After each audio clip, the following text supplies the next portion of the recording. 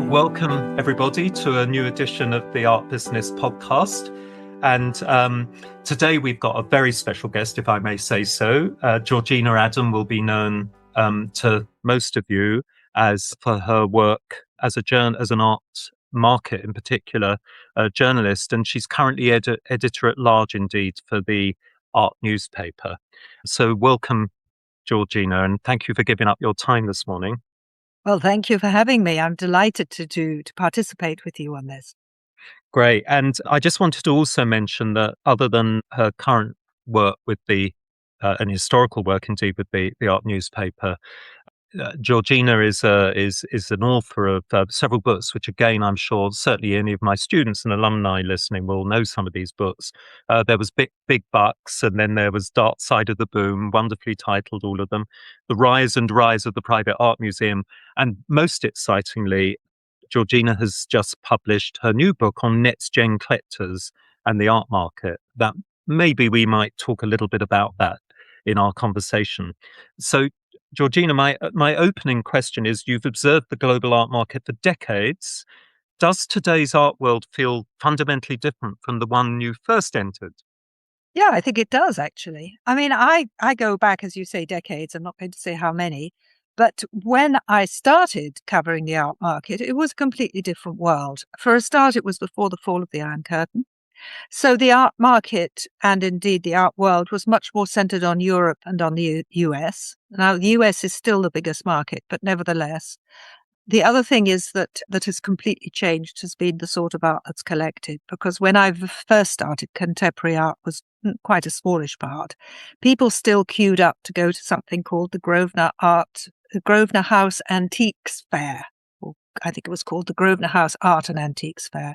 But basically, people were still collecting antiques, old furniture, for example, boxes, ceramics, porcelains. Chinese art is slightly different. Asian art is slightly different because that has been quite strong.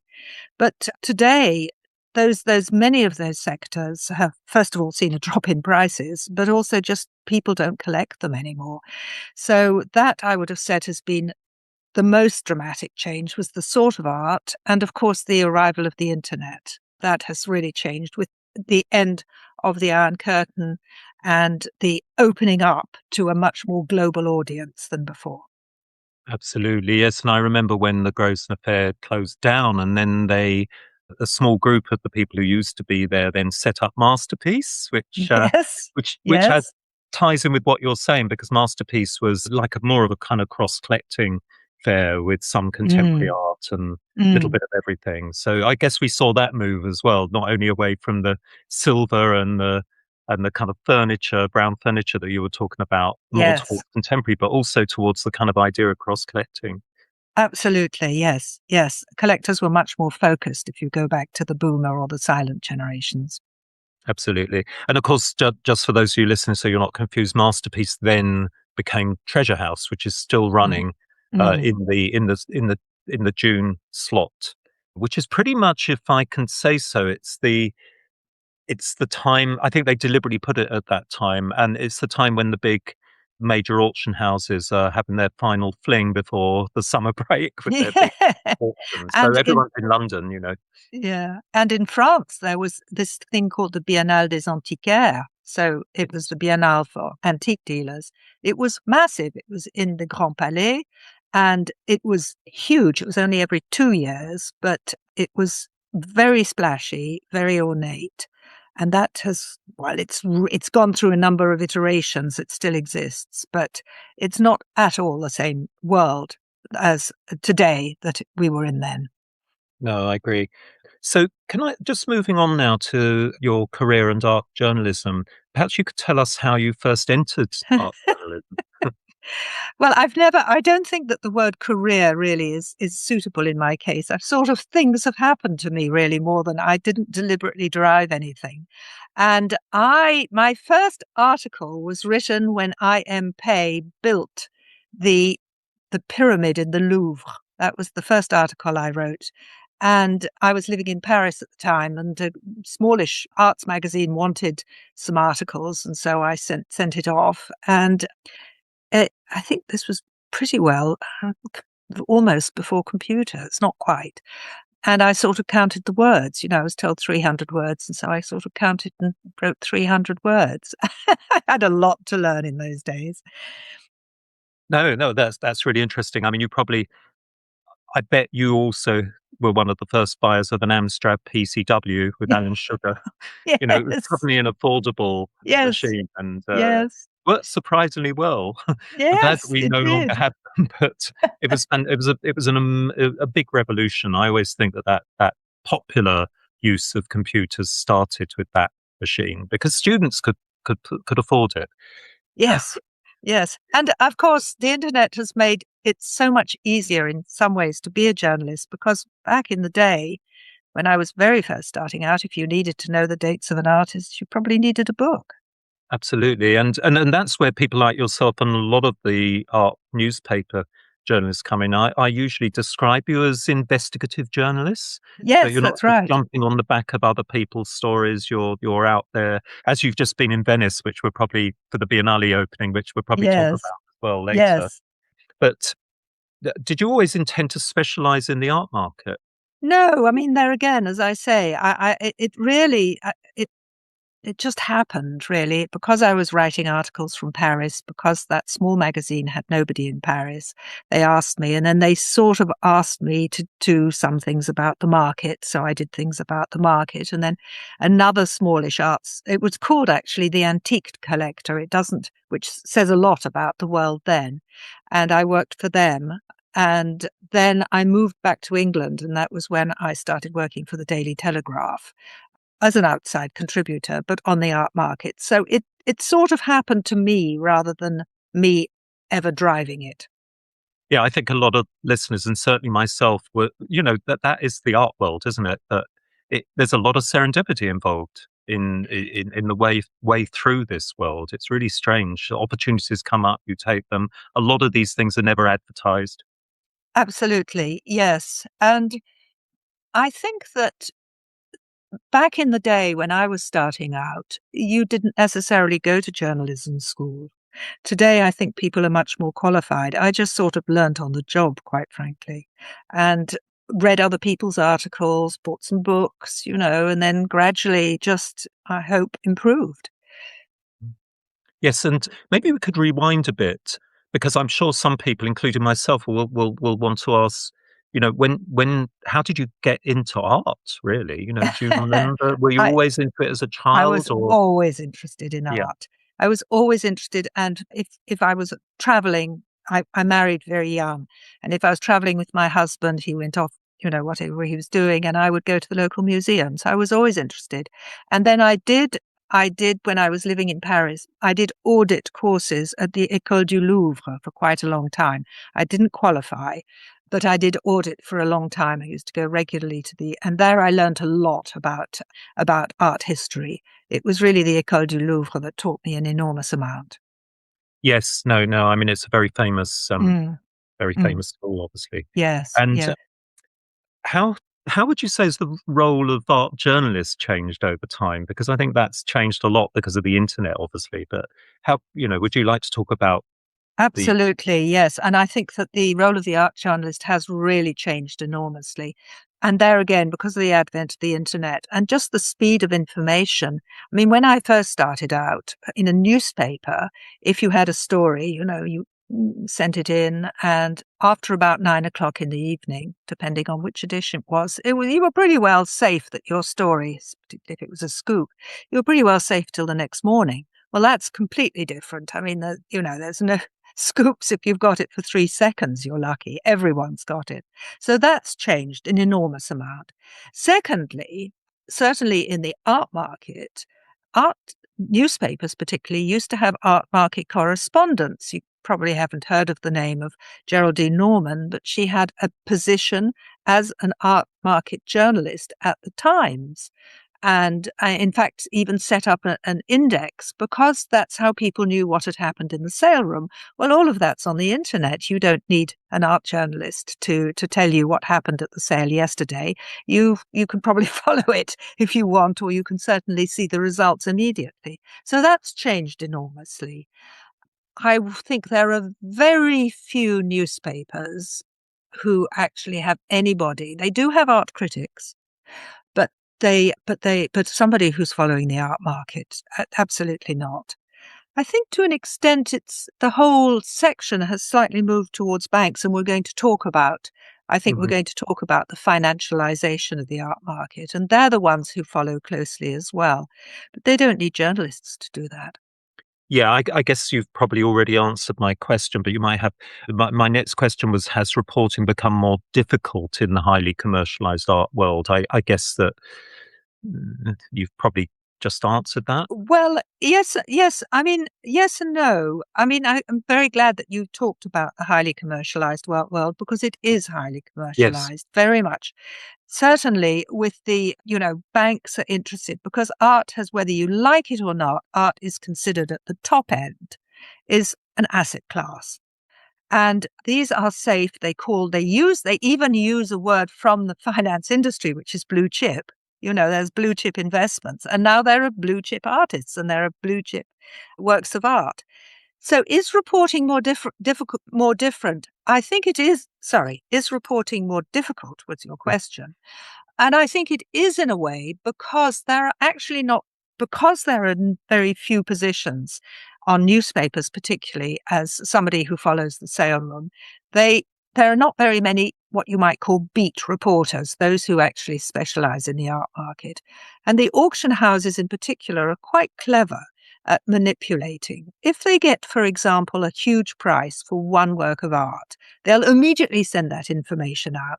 We got a huge price for a Turner, or we got a huge price for a Rothko.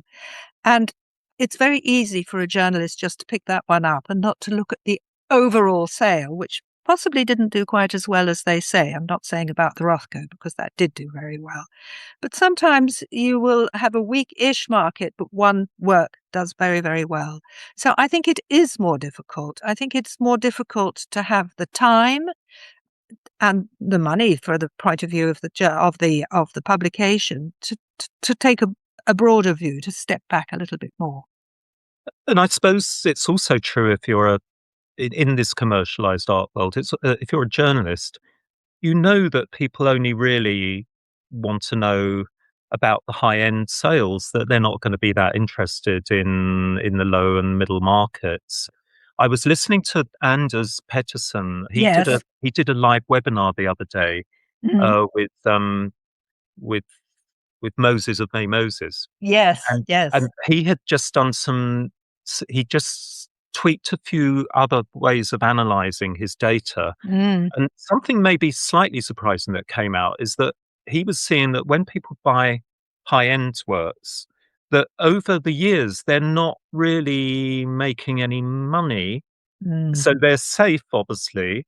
Whereas he mm, says that a lot of the kind of lower and middle ones, over a period of time, you are actually making a significant of return if we're looking at it as an asset class. So, because I think there's been mm, so what I'm trying to say, I guess, is that you're reporting on things that are glamorous, and the big sales and so on. A Rothko sells for this, a Picasso sells for that, and actually, everyone's probably thinking, oh, they're going to make a lot of money when they sell this again in 10 years. And that doesn't seem to be the case, according to Moses' analysis. well, his analysis is very interesting, and he looks at something called CARG, which is the compound annual return on Hmm. whatever the G is. I can't remember. But there is one slight flaw to his reporting, is that it's repeat sales. Yeah. And to an extent, you have to remember, fly to to success. So something that hasn't sold is unlikely to reappear because it hasn't sold, whereas something that has sold, and particularly has sold well, will reappear.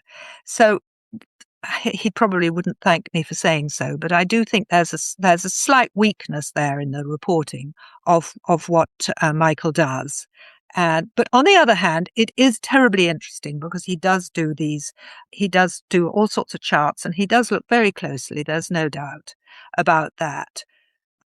So, sorry, I'm afraid I've lost I, no, your question. I think you're quite right. I think that I mean, obviously, Anders in the interview wasn't going to say, "Oh, that's a weakness because of your repeat sales," but he was making quite a big point about, and I guess in some ways it was kind of quite good for the other parts of the art market that he was saying, "Oh, you get returns on these. You don't have to buy big." Mm. So Basically. actually, now, sorry, Oh, let me continue my thought. yeah. One is that when you say people are interested in the large sums of money, I think that editors are interested in the large Yeah. sums of money, and they like a headline that says 86 million for a Well, Rothko, and they're not terribly interested in £1,000 for, a small but very interesting drawing. mm, Unfortunately, it doesn't hit the headlines so much. And actually, I don't entirely agree. I think that people are much more interested. I mean, who can afford to spend 86 million on a mm, work of art? I mean, it's a handful of people in the world, literally, probably less than 10, who would actually want to. So I think actually people are interested, but it's difficult as a journalist to make a good story about something that was estimated at 500 and, makes 2,000 or 6,000. But that's actually most people. But unfortunately, it just doesn't make good, what they call copy in journalism. It just doesn't make a good story.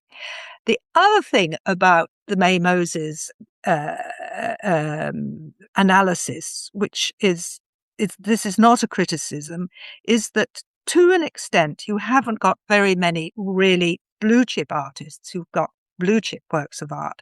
So everyone wants to buy those specific ones, which pushes, it's sort of like a funnel. It sort of pushes the price up, which is why you get these colossal prices for a few very well-known works of art, because they're stores of value, you know? Even if they don't go up as much as something at a lower price range, they nevertheless will, one assumes, keep their value. And as such, they would be part of somebody's portfolio. I'm sorry I'm mhm. using financial terms, but it No, I think it's fine. absolutely bears out what you say, was that we do live in a very commercialized art world, and Mhm. that these art at that top end is an asset class.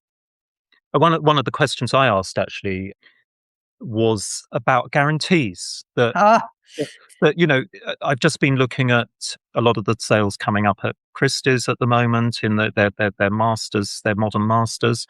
They're nearly all guaranteed. hmm, And I've noticed, and I'd like one of my students to research this for their master's dissertation. It just seems to me that a lot of the time people see a guarantee and it kind of isn't very sexy if you're thinking of bidding. And I notice that very often they just go for the guarantee. And what doesn't seem to happen is what they want to happen, which is that you make a lot of money above the guarantee. I just yeah. wonder how often that actually happens. It doesn't seem to happen that often.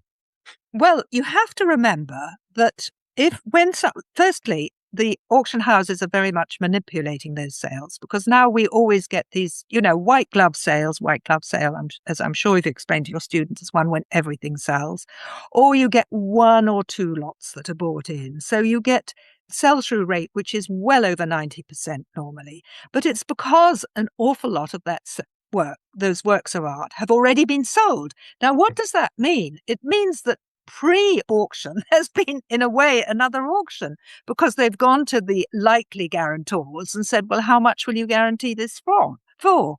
So there is sort of, to an extent, an auction before the auction. I'm talking about the high end.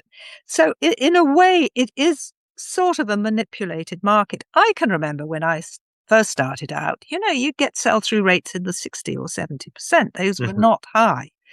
Now, at the top end auctions, you never see that, because they've sold probably 50% of it already, has been already Yes. laid off. Yeah. So you kind of wonder what the point of it is, really, sometimes. I think that because they don't have a shop front, so to speak. So the point of it is in order to create, to get the headlines, actually. And Yeah. they've got the headlines for the Rothko, since we're talking about that, or maybe not. No, indeed, indeed. And uh, I guess almost coming out of that discussion, is transparency improving or worsening in that art market? So the art market has never been transparent. We know that. I'm sure this is one of the first things that you tell your students. And that to an extent, it's possibly improving in the sense that now you can get prices much more easily. So that, in a way, is improving. A site like ArtNet, for a small consideration, you can look at the prices of the artist and you can compare and so on. So that has improved. What I think hasn't improved has been the opacity concerning the vendor, Mm. because that we still don't know. I mean, it's so cute when you see auction catalogs and they say, property of a lady of title, or property of a European collector. And I did actually once, for one of my books, I did actually chase down. And the European collector wasn't a European collector at all. I mean, okay, he had lived in Europe for a little while, but he was basically an American dealer, I think. So, and unfortunately, because the auction houses particularly have signed non-disclosure agreements, and they respect their clients' confidentiality, which is fine, but it means that you're not about to find out who the real vendor is anytime soon. Yeah, no, I think that's absolutely. I think that's something that quite astounds people, that other when you look at other businesses, you just wouldn't get away with that. Not knowing what you're seeing. Well, it's quite interesting because there's been quite large attempts in the real estate market to find out who actually owns property, say in London, True. high-end property. But then you end up with a British Virgin Islands address and then it disappears again. So, Yeah, and that's interesting as well, because in many ways I always think that real estate is like art. It's a hedonic asset, i.e., yes, one house is very different from another, even if it's next door to it. There would be different prices for different reasons, including yes, condition. It's a very nice analogy to use. yes. The only thing is you can't move it. Yeah, that's Whereas true. you Yeah. can move art, Well, which is a there are the difference. serpentine pavilions that you can move about the place. It's about the only time I think when they can almost be seen as similar to as analogous to other commodities on the art market. Yes, yes. They do get In bought and sold. Interestingly, I was talking to Professor Velthuis, who's Oh a yes. professor of art. I was talking Yeah. to him, and he said, because I said to him, why are prices so incredibly high? And he said, well, because there's, at a certain level of fortune, there are few things that you can actually buy at that level Yeah. that show off your wealth status, 'twas ever thus. He did note the market for Ferraris, which he said was a little bit, which is interesting, which I have to say I hadn't thought of. So there's a thought for you. Yeah. I guess it's just to do with uniqueness a lot of the time, isn't it? And that's where Uniqueness, art with yes. And apparently there's a queue to buy the top end Ferraris in the yeah, same way as that yeah, you have to supply be. the usual Yes. supply and demand. Supply and demand. Exactly.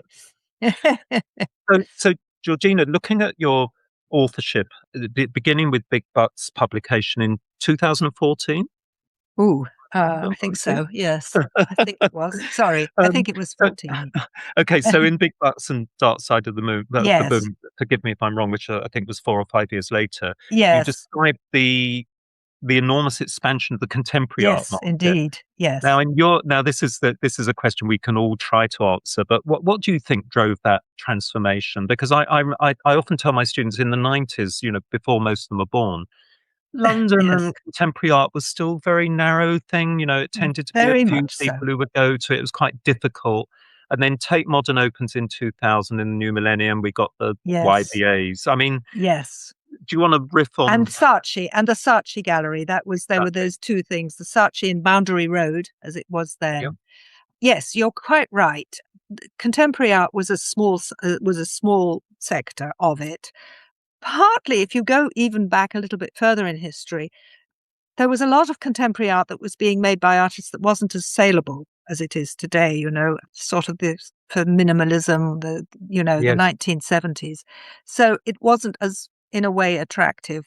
But I think what the real change is, the enormous expansion was a problem of supply, firstly, because to have a market, you have to have supply.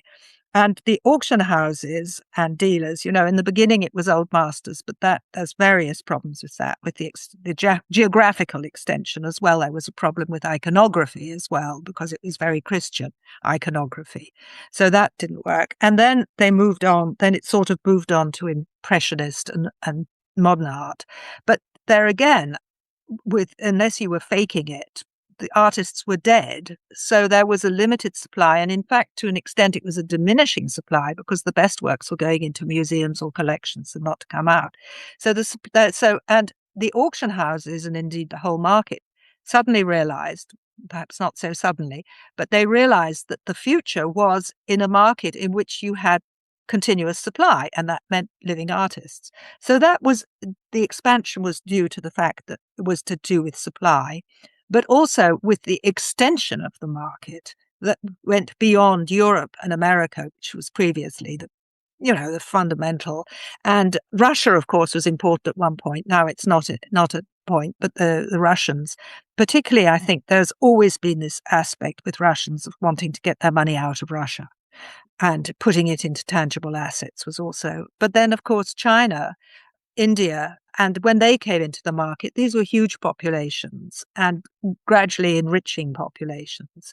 And this had an impact. Also, contemporary art is not necessarily about Christian iconography. You suddenly have people coming in. Middle East will probably come back to, because that's a much more recent phenomenon.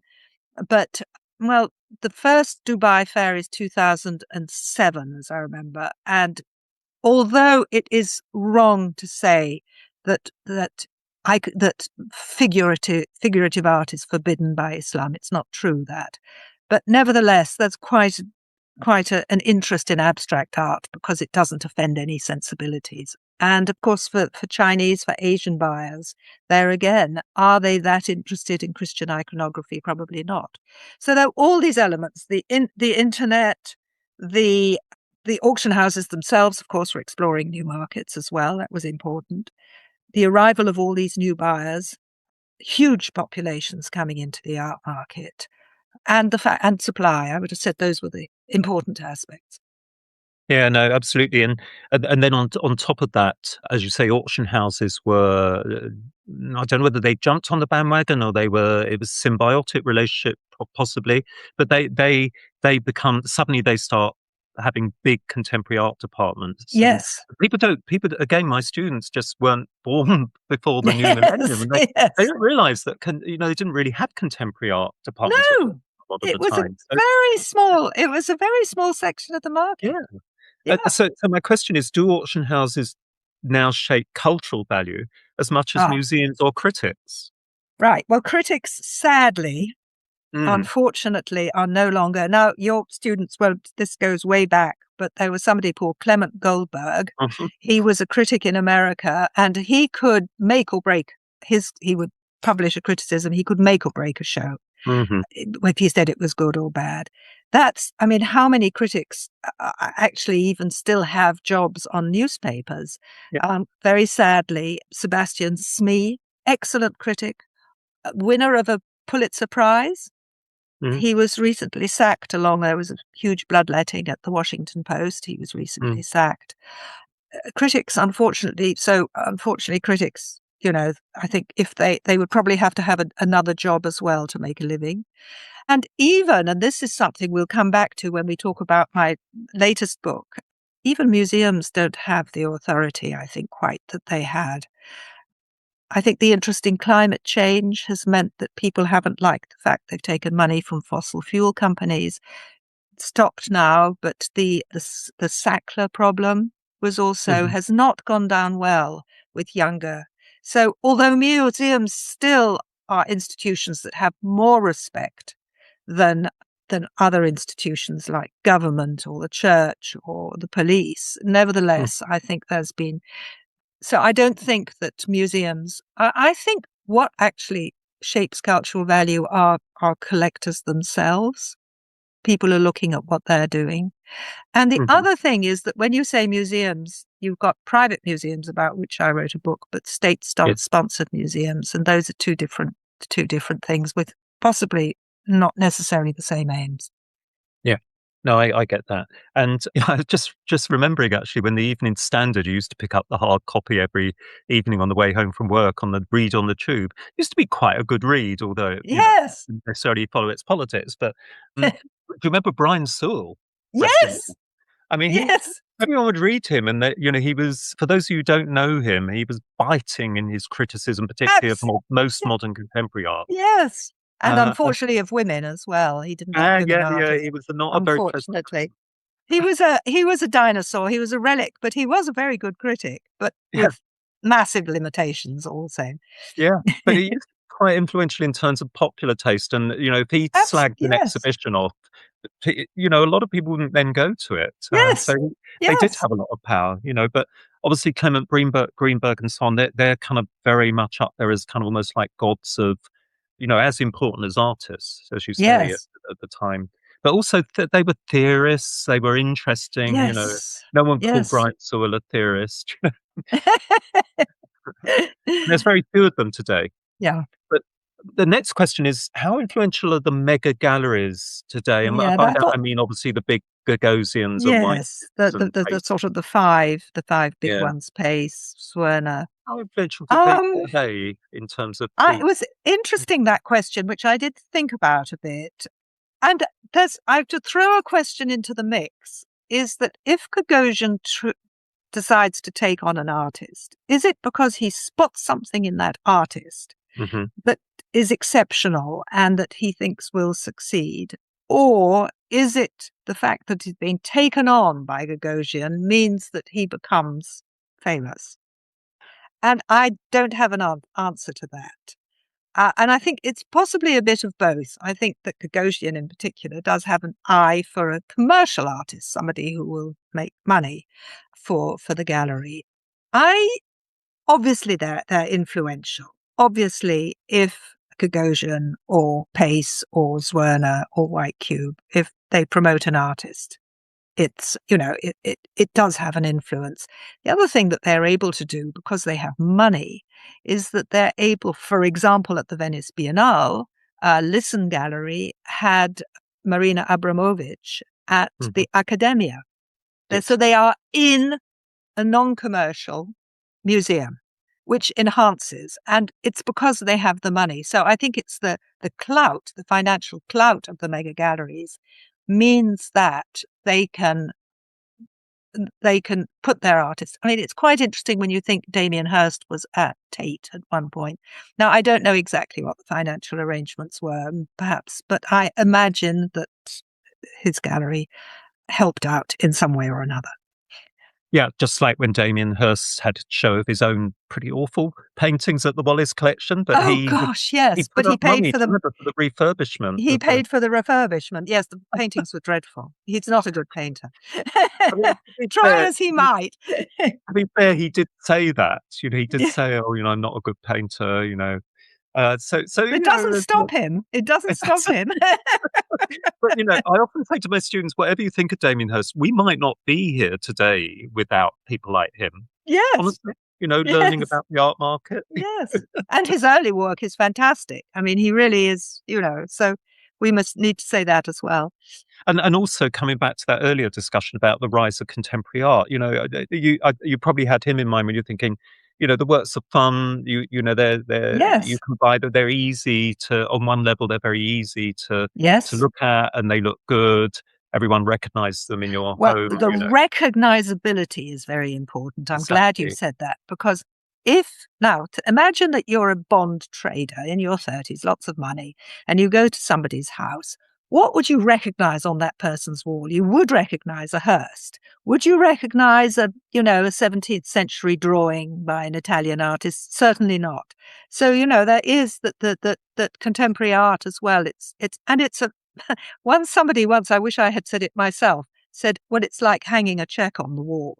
You know, they know that if you've got a Damien Hirst spot painting that, costs so much. Yeah, so that leads nicely into the next question, which do you think, does the market primarily reward artistic significance or wealth signaling and visibility? So, right, the most expensive work of art at auction was obviously Leonardo da Vinci. And I think we're all agreed that he is the most significant, probably the most significant artist ever. So yes, the market, that's, but then the second most expensive work of art is a Klimt. And I have a hard time saying that Klimt is the second most significant artist in the world. So I think in a funny way, uh, that the answer to that question is both yes and no. But I do think, and to be fair, 'twas ever thus. When you think that Catherine the Great, she filled Tsarskoye Selo with beautiful art and she brought all the best artists round. Of course, she was signaling her wealth. She was signaling her taste. And she was signaling, it was an advertisement for her and for her power and her domination of Russia at the time. So I think it sort of does both to an extent. I think there is one danger, though, is that a huge price for a work of art, which hits the headlines and so on, does not mean that is the best artist. And that, I think, is the danger. The danger is to imagine that a colossal amount of money given for a work of art means that that is the most significant artist. And Yeah, I'm no, I agree. thinking of Klimt, who is a very good artist. He's very decorative. He's a lovely artist and so on. Is he that significant? I mean, actually, that picture that sold, the portrait of Elizabeth Lederer, I think it was called, it's not the best Klimt even. Yeah, no, I get exactly where you're coming. And again, Yeah. to a certain extent, Klimt's is all over the place in popular culture on bags, and Yes. just like Frida Yes. Kahlo has become as well. So Yes. it becomes Yes. almost like a very easy do you remember in the 80s it was Renoir and chocolate factories Yes. were covered with Yes. the Impressionists, and now it's Klimt and And now Palmer it's Klimt, yes. Or Kusama, Yayoi Kusama. and Kusama as well. Yeah, And but that we haven't talked about luxury goods, but that I think is something that we should talk about at some point during this conversation. absolutely. And coming on to your 2021 Rise and Rise of the Private Museum, we were talking about I Charles Saatchi interests me because when he opened his more recent gallery in Sloane Square, Yes. weird, wasn't it? Because it's a Mm. colonnaded building. It's like walking in. It was free at the time when he first opened it. Yes. Like walking Yes. into a public gallery, and Yes. arguably, whatever people said about Saatchi, I used to say to my students, it's arguably the only place where you can see a lot of very interesting, right, emerging artists from all over the world Yes. as well. Yes. But Yes. obviously, he was just showing these, so he was having an influence, I think, on a cultural level, not just a financial level. But behind that, of course, was the fact that he owned most of these artists as well. Yes. So maybe Yes. perhaps Well, we could rewind a bit and say what originally drew you to the phenomenon of private museums well, as a subject for a book. actually, interestingly enough, I wish that I could say I was at the genesis, but it was actually my editor, then editor, she's now retired, at the Financial Times, who said to me, "Oh, it's interesting. It's very interesting, this rise of private museums. Perhaps you should look into it more closely." And I actually realized that then there was a book in it. So that's why I wrote about it. But Right. also, I am interested in the phenomena that of the 21st century and the interaction between art and money. And I do think that the private museum is an absolute exemplar of it, because you've got a shift in the way people have earned money, because you've shifted from people largely inheriting money and inheriting it quite at a certain age, to today's world, which is a lot of more money is self-made. It's in younger hands, but particularly, and what really comes out is that if you started your own company, you have been in control. Control is really the thing that came out of my writing that book, is that you've built up a collection and you want to control it. And so if you give it to to a state museum, you don't know what's going to happen to it. And now you've got some cases like the Fisher collection in America, in which they laid down very stringent regulations about how it's going to be displayed, and so much has got to be displayed.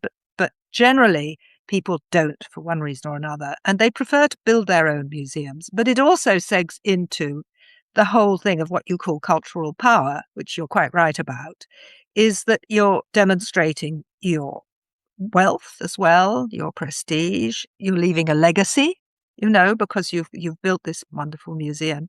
And it has to be said, I mean, some of them are really very good. They're beautiful buildings. For example, the Broad is even free to enter. So, and it's a lovely building, and it's extremely well displayed, well thought out.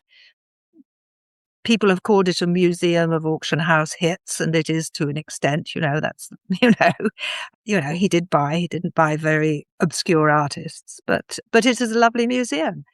Anyway, continue on. I think your next question was, why are so many wealthy collectors building museums? Which, Yes. to an extent, I think I've Sure. answered, is they want to retain control. They Yes. want to leave something. They want to keep their collection together, which they've built up. And they're accustomed to controlling every aspect, of their lives and of their Mhm. business. Mm. I guess the next question is, I mean, my answer to it would be, I think they are all three. But my next question was, are these projects acts of philanthropy, legacy building, cultural influence, or all three? Oh, I think you've answered your question yourself. It's definitely all three. Yeah. Definitely. Of course, you could have added on, in some cases, there's an aspect of getting access, because obviously, a particularly sought after artist, you can't just, I mean, I could not rock up to Gagosian and buy, even if I Sure. had the money, even if I wanted to, buy a Jeff Koons. It's not Mm. possible. Yes. So there isn't a question of access, but if I have a private museum, I say it's going to go into a private museum. If you've got a private museum that's established, you're probably going to get a better price because it's going to go into a museum and not into a collection. So you can get quite a substantial discount in some cases. And that has sometimes been used for not very nice, particularly one or two Chinese, who I obviously won't give the names, but one or two Chinese Mm. private museums have used this in order to buy art at a much lower price and then resell it. So that does exist as well. And there is finally the aspect as well, which is once again not quite so nice, is that you can enhance the prestige, the knowledge, and possibly the value of artists who you show in your private museum. So there's very good aspects, philanthropy, legacy building, cultural influence, and there are slightly, in some cases, slightly shadier motivations as well. Yeah. Sometimes my students at the start of the year, they say, why would people buy contemporary art in an auction? And that's my answer.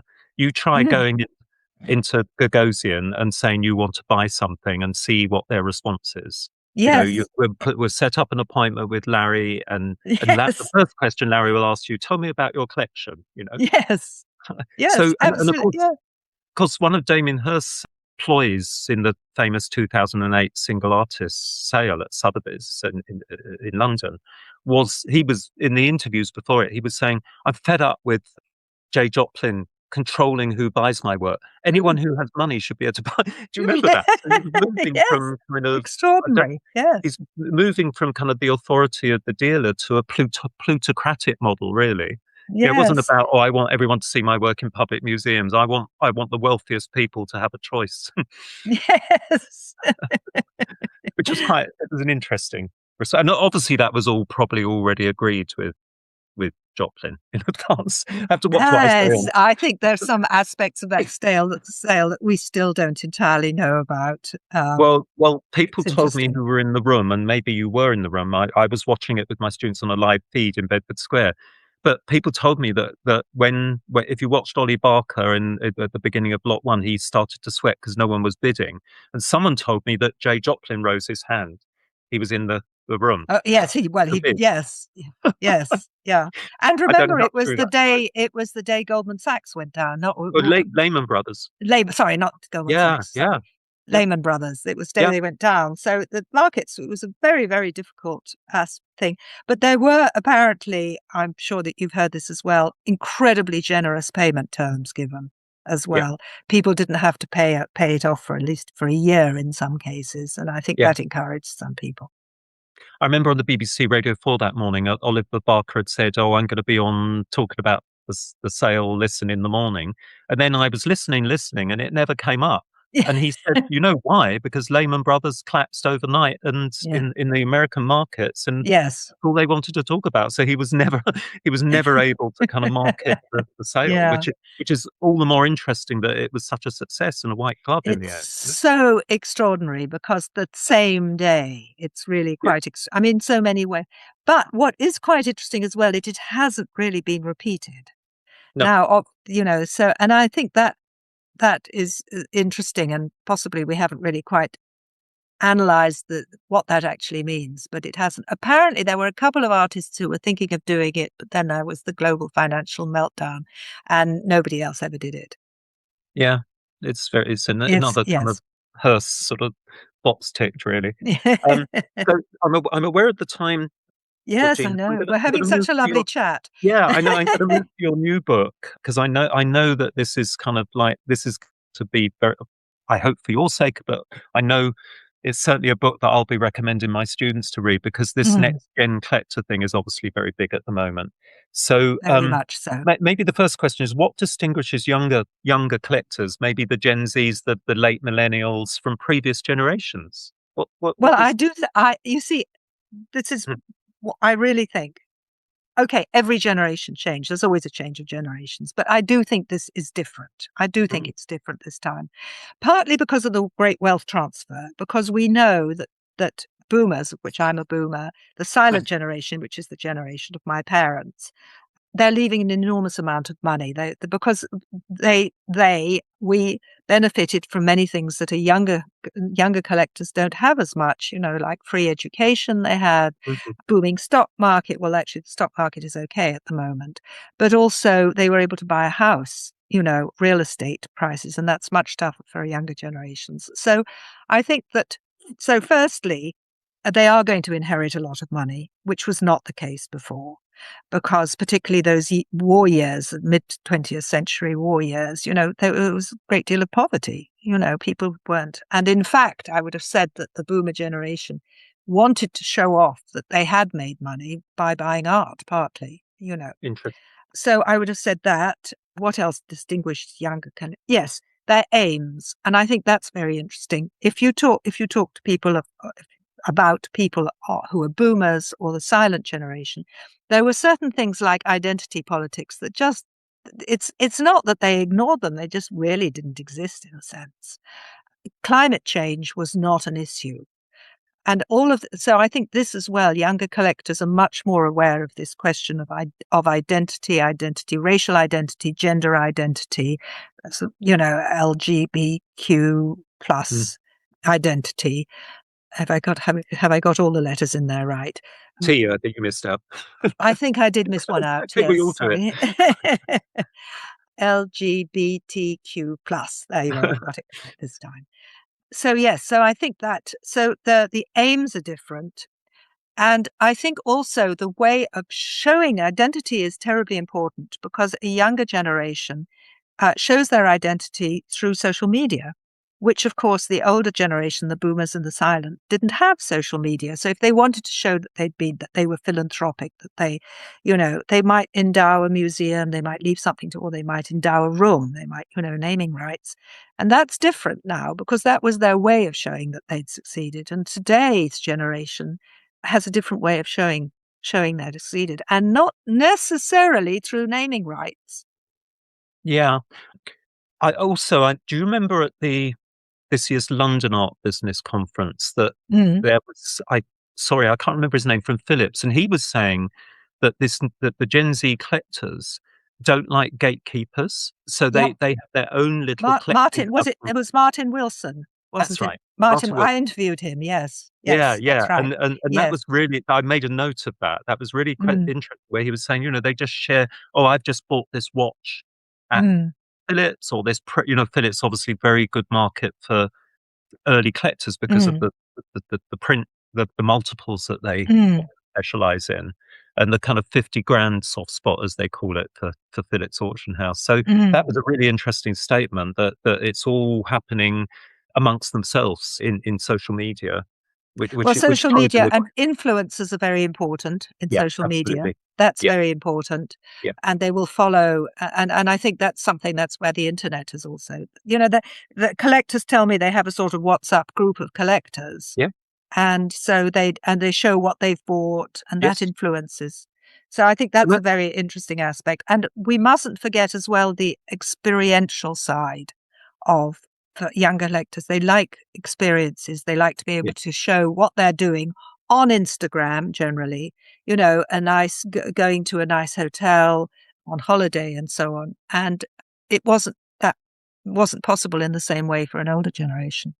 absolutely. And in some ways, we've gone back in history because although the media is different, it always reminds me when you're saying, oh, they share on WhatsApp what they bought and what they're collecting. Mm. I mean, it reminds me of, the Medici sitting in their studiolo with their Yes. other art collecting friends handing around coins and Yes. ancient busts to say, Yes. "Oh, look what I just found," That's a good But it's not parallel, that's not actually. dissimilar, and I think it's really good that they're Yeah, it's doing a that. really good yeah, that's a really Yeah. good parallel.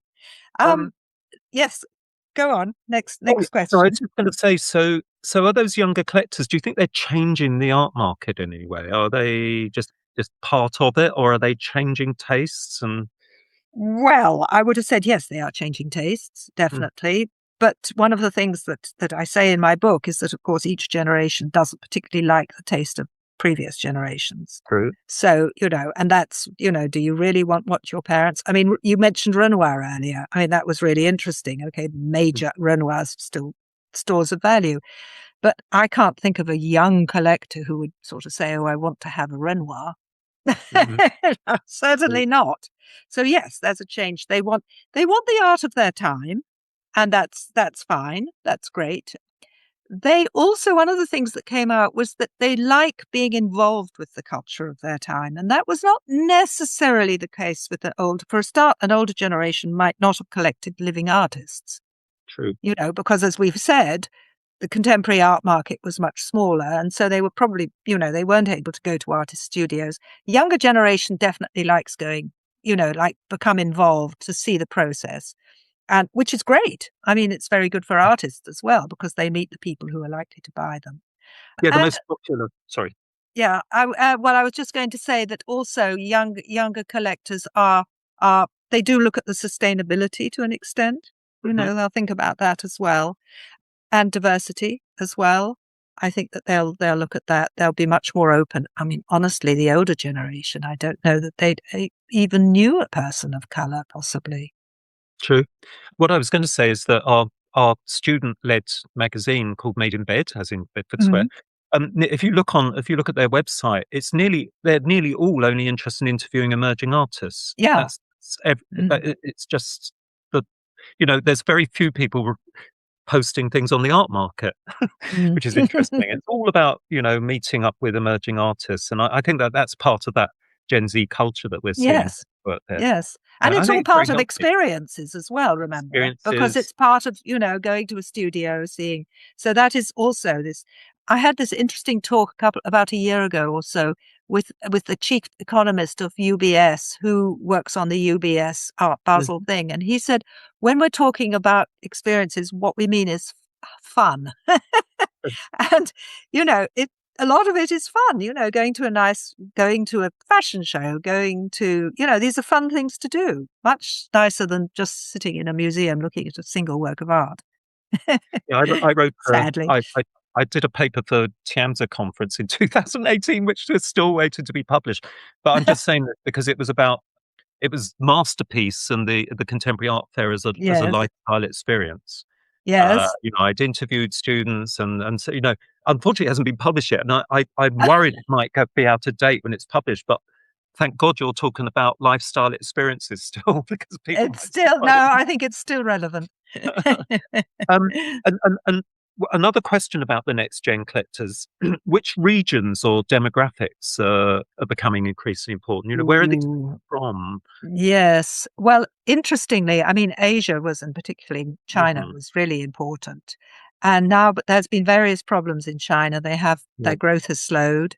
There's definitely been a cutback on collecting. Quite a few private museums, a lot of museums, but they were because a lot of private museums in China were linked to real estate. And as we know, there's been this complete collapse of real estate, Evergrande, and I think there's another one called Country Garden, which are effectively zombie companies because they're heavily in debt. But it's nevertheless a country with a long collecting tradition and a long Mhm. respect for art. I mean, probably the one that's got the most of all of us. So that I think we shouldn't write off China. It's got a big population. It's aspirational. It would be lovely to mention luxury goods because I fear that we're going to run out of time without talking about that. But I think that the luxury goods companies have been quite clever in persuading Asian collectors that art is a luxury good. There's a sort of blurring of distinction between the two of them. So I think that's important. And I think one of the things you wanted to ask about was the Middle East. And if we'd had Mhm. this conversation 3 months ago in January, everyone was going gung ho for the Middle East as being the place, the new place with obviously very, very deep pockets. And Sotheby's had sales there. They've got offices there. But of course, the more recent news means that Mhm. particularly the Emirates, particularly, and Saudi, which had a reputation of stability in an unstable region and safety in an unstable region. Unfortunately, that's rather been battered by the current situation. And so I think the jury is out, but they're not Mhm. huge populations, and there aren't that many buyers in the Middle East. Qatar, for example, there's basically one buyer there, of Mhm. any size. So I think that we shall see. Yeah. And sort of moving towards the end now, so a couple of quick fire questions. Yes. Which city or region, and it's appropriate to what you've just been saying, which city or region should we now watch closely, do you think? Well, you see, I still think don't count China out. Mm. I think China will come back when things go better.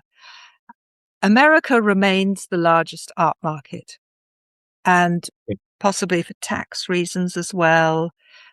So I guess you must not eliminate America either, although there's been a sort of pulling back because Trump has, he's against DEI initiatives and so on. And I think this is this is stopping artists probably expressing themselves as well.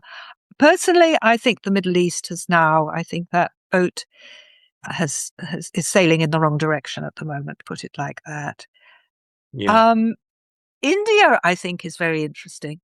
And I think possibly people should be looking at India because there's big museums being built there. They've got biennales that are opening up there. It's a huge population, long tradition of art. So I think India might be, India and China, probably my top tips. Yeah, I have an optional project for my students where I put them Yes. together. They can buddy up, as it were, with emerging Indian and South Asian artists in general. Yes. And I did a podcast a couple ago with an Indian artist and one of my students who worked with them. And they're doing the problem is they're they're doing very well locally Yeah. in India, but they're trying to obviously get represented in places like London. But we might Yes. see that happening more and more, I think, in the future. Yeah. There's one place that I haven't been to. Well, I haven't been for years, but a lot of people are talking about Thailand, where there are Yes. museums being built as well. Yeah. Yeah. And so I think that the focus is still shifting east. Yeah. And Maybe. so what concerns you most about the future of the art world, Georgina? So what concerns me the most is that I fear that we'll end up with a situation where art and luxury goods have become, that there's too much blurring. And I think that Yeah. the luxury goods companies are quite clever because they've set up these foundations. So, like Chanel, they have and it's very good. They give residencies, they sponsor exhibitions and so on. But what I do fear a little bit is the specificity of art, which is not to sell. I mean, obviously we want artists to live and we're happy that they can earn a living, but they're not selling a luxury good. And that's my fear is that there will be that I think, and that that you'll end up with a few very large galleries selling. I mean, I'm sorry, but Damien Hirst is producing luxury goods now, Yeah, yeah, yeah. really. Yeah. And others as well. They're producing Mm. luxury goods. Yes. And I fear that there'll be less space for the smaller, less well-known, less expensive artists Yeah. who are not It's going to yeah. be able to their galleries because the smaller galleries can't afford to have a splashy show in a big museum and so on. So I think that Yeah. is a bit of a danger.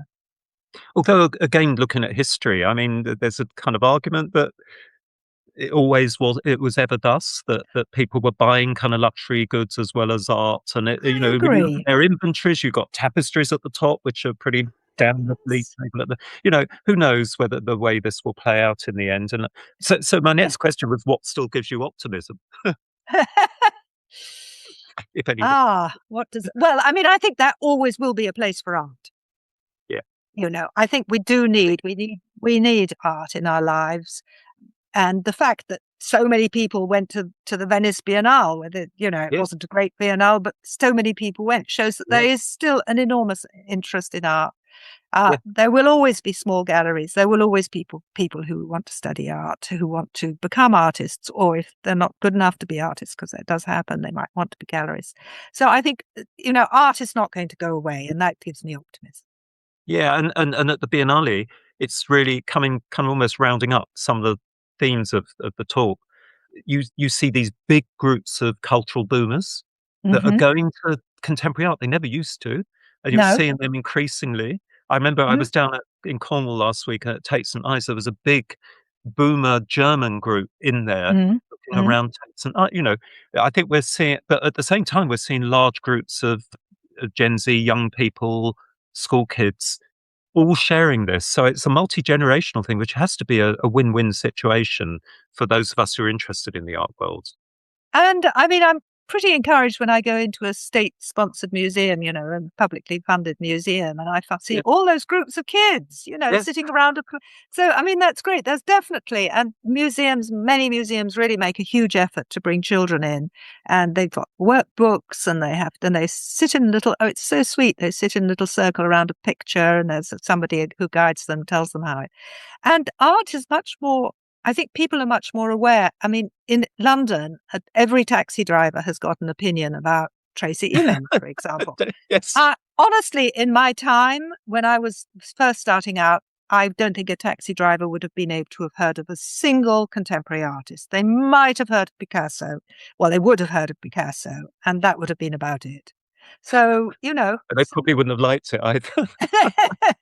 What a load of rubbish. Do you remember the Yes, bricks? exactly. Mind you, they do tend to send that about Daisy Emin's bed as well. But nevertheless, no, I think, art is much more part of people's lives now. Yeah. And magazines, for example, they'll have the art issue, which didn't exist before.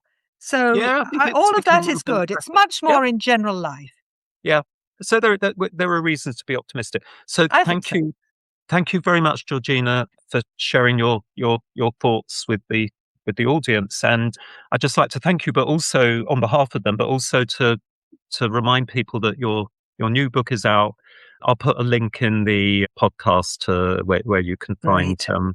more details about those for Georgina. So thank you very much, Georgina. Thank you. It was actually a really interesting conversation. It was lovely to talk to somebody who really knows the art market as well. I don't know about that. Okay, thank you. See you. Bye-bye.